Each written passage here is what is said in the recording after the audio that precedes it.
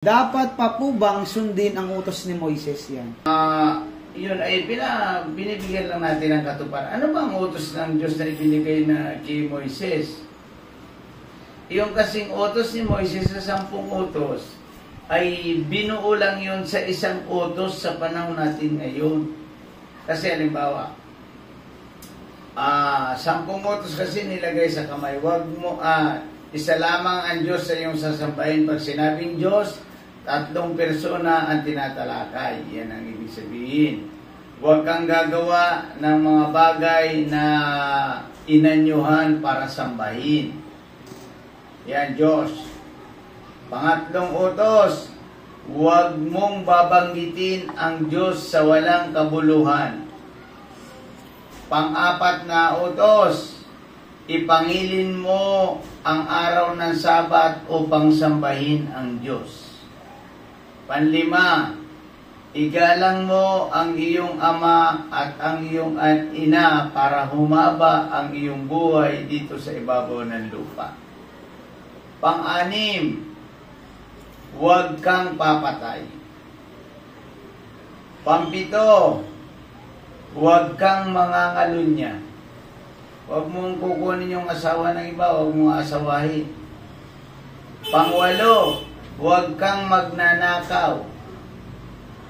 Pang-9, huwag kang sasaksi sa hindi katotohanan. Huwag kang magsisinungaling para saksihan yung isang tao para maligtas. Huwag ganon. Huwag kang sasaksi sa mali.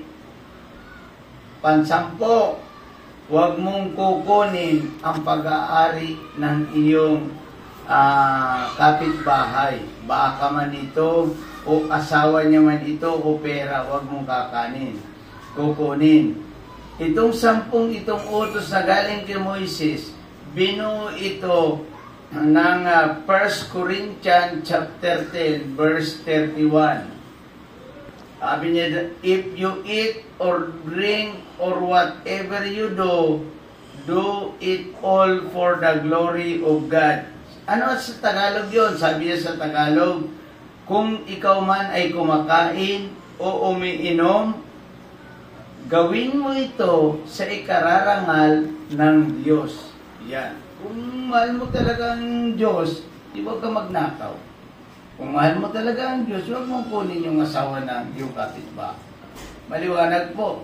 Kaya yung 10 utos, binuo ni Apostol San Pablo sa pananalitang, do it all for the glory of God. Amen. Di ba sabi ni Kristo, hindi na tayo maaaring ganap sa kautosan ni Moises?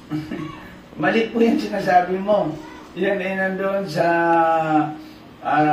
Juan.